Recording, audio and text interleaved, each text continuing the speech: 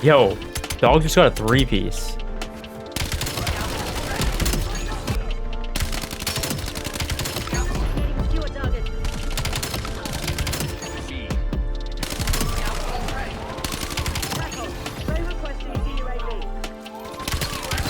Welcome back to some more Black Ops 7. It's launch day. We're finally over level 4, where I feel like the game actually starts, because now you have some loadouts. Let's take a look at all the weapons here in Black Ops 7. We have the M15, the AK-27, which I've seen a lot of people using so far, the MXR, the X9 Maverick. Ooh, a 3-round burst assault rifle. That thing looks crazy. The DS-20. See, this is why I like the little bit futuristic side of things, because you really get to see the creative side of the developers, and then also the Peacekeeper Mark 1.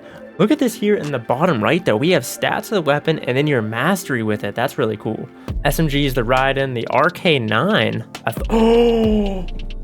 The Cheekum from Black Ops 2 is back in the RK9, 3-round burst SMG, let's go. The Razor 9mm, Dravek, the Carbon 57, aka the PDW, and the MPC, aka the MSMC. Shotguns, we have the M10 Breacher, the Echo 12, and the Akita. A full auto shotgun, excellent mobility and handling. Kind of excited to try that out. LMGs, we have the Mark 78 and the XM325. Marksman rifles, again, sucks that the M8 is in their marksman rifle, but is what it is. The Warden 308. This just looks like the gun from Black Ops 4.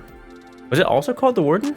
In the M34 Nova line, it looks like an M14. Snipers, we actually have 3 of them, the VS Recon and the Shadow 5K, as well as the XR3 Ion.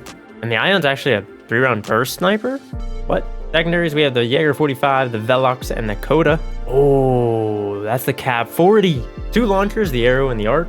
So I know they condensed a lot of the perks. There were some where people really didn't use them in the beta, so they just combined them with another perk. So overall, there should be less number of perks total. Looks like we have Ghost, Ninja, Flak Jacket, all here in the perk 1 category. Perk 2 is going to be your Fast Hands, Tech Mask, and maybe Scavenger. And perk 3, Dexterity, which thankfully they got rid of the whole tax stance. Possibly Looper and Cold-Blooded and Guardian for perk 3. What do we have for score streaks here? The RCXD is back. Ooh, along with the Napalm Strike, the LDBR, the hand cannons in. And of course, I think they made the dog a little bit better. It seems like its targeting is a bit faster. The HKDs, the Rhino, which I didn't try in the beta, but I'm actually excited to try that.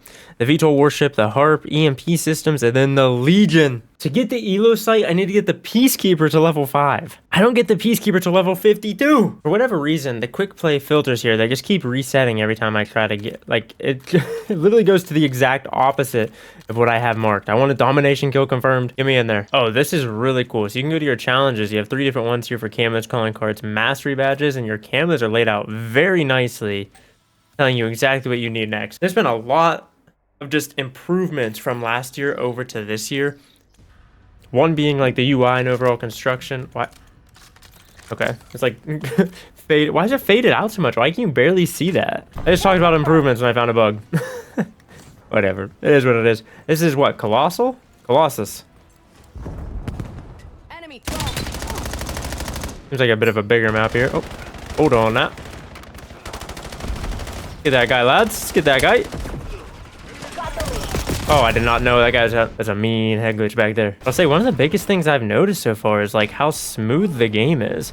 Yeah, I'm still getting used to the lack of aim assist. There definitely still is. I've seen some people say that there was no aim assist. I don't think that's the case. There's definitely a little bit of aim assist. It's just not what we're used to, and it's not as sticky. But again, like I was saying before, I can't kill that guy. I like that it's less sticky in that, so I get a little bit more. This isn't good. I get a little bit more freedom in what I'm trying to do and where I want to shoot, especially if there's multiple targets on my screen. Gotta learn to hit my shots. But I think this increases the skill gap. Like, you're really gonna be able to see who's good and who's not. What gun is this guy using? He's, oh, bro, he already has a piece. Woo! There we go. Oh, thought I was getting him. Since you can like wall jump on everything, the flanks are gonna be crazy in this game. There we go. All right, we're getting down there now. Once you start getting in the flow of it and understanding how the gun feels and reacts and recoils, oh my god. It feels so much better. Why would you push out there? Guy has got an ego. Got him. Got him. Like, I know there's a lot of hate on this game coming into the year, but man, it does feel pretty good. I can't lie, it does feel pretty good. Woo! Another thing I'll say right off the bat though, like the visibility is very good. Like you can clearly see the people from the background and the atmosphere and the environment around. I've had no problems whatsoever so far in my limited playing time. I am only level 6, but I can clearly see people. And I think that has to do with the map design and the graphics of the game, because in prior Call of Duties from like Modern Warfare 2019 till last year, Call of Duty was kind of going in a different direction, I feel. And I feel like we're kind of getting back to that more like Black Ops 3, Black Ops 4 style looking of Call of Duty. But I always like more. Like, why are we getting away from that? Like, I don't want Call of Duty to be this realistic shooter. It was never that. It was never intended to be that. So why are we trying to make it that, you know what I mean? This. Oh, so many. Call of Duty through and through always will be an arcade shooter. And that's all it ever needs to be. It doesn't need to be more than that. One thing Call of Duty does really well at the iron sights in their games. Like Battlefield iron sights are kind of hit or miss. The iron sights in Call of Duty, yeah, like again, can be hit or miss. But for the majority of the guns, they look good, they're clean, they're not too over obstructing in your field of view. The heck was that? There's a guy right behind me here. Oh, the aim assist! Bro, I should have easily had that guy. Oh, there he is again. Let me see this Peacekeeper. Fried that guy. Express is back in the game. Express was remade a couple times, right? It wasn't just made in Black Ops 2. I'm pretty sure it was in another game. Was it Cold War? Yeah, as of right now, I know, again, I've only played a couple games, but it's all feeling very smooth, very enjoyable. That's one thing Call of Duty does do well, is how smooth their games are. What the? I didn't even see that guy.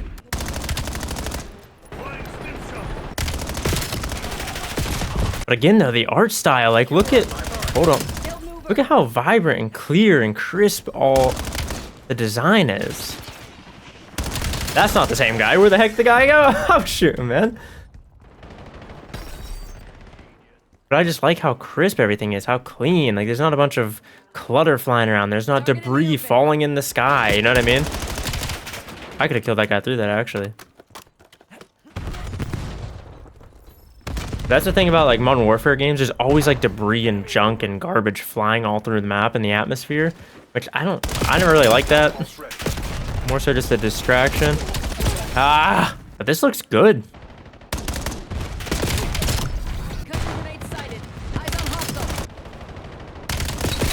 Woo! Just fried him. Yep, that's where the lack of aim assist comes in. That's what you gotta get used to, man. That's where the skill gap's gonna come from, right there. Oh my god. Lack of aim assist, got him.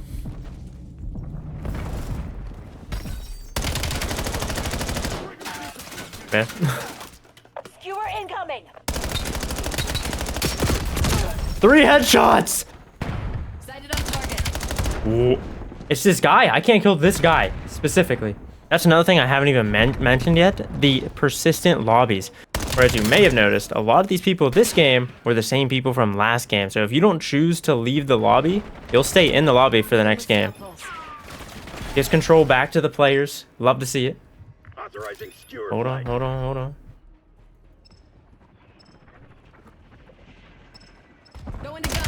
Peace. Peace. Kill that guy 3 times in a row now. Oh, train came through. Saved my life. What's that guy looking at, bro? They're coming by me. Skewer released as tasked. Anyone on the bridge? We got in the stairwell. Got him. I'm actually gonna stay here for a second. Might be another one coming up. Guess not. What kind of timing is that, man? You know what? I think search and destroy might be really good in this game. Now, obviously, it's going to depend on multiple factors, like where the bombs are placed and everything, but this game has a high potential, Jesus, to being very good for search and destroy. As the year goes on, people will obviously get better and better with the aim assist adjustments, but I think this is going to create a little bit bigger of a skill gap between the good players and the bad players, especially with that open matchmaking. Game right now just feels good. Like, if you want to hate it, go ahead and hate it, but I'm enjoying it so far. So what I was saying about the challenges, if you go over to career, hit on challenges, you have 3 different categories here, and when you look into camos, you can see very nicely right on here, bam, M15, 2 out of 15 earned. Also, it says about the shattered gold camos, and then your arc light, and then as you keep increasing, it'll show you more and more, which is really cool. This is really well designed, and I'm really liking the UI right now. And you actually click into the gun and see that the camos right here on the page. Wow, that's really good. Shows you the weapon prestige camos, shows you the shattered gold collector. So overall, right now, before we get all the battle passes and everything that comes into the game during the seasons, I think the game's actually in a really good spot foundationally. The servers have been working well, the movement feels nice, I like the adjustments to the aim assist, you just gotta get used to it. The gameplay feels smooth. So far so good, but you know, what can go wrong?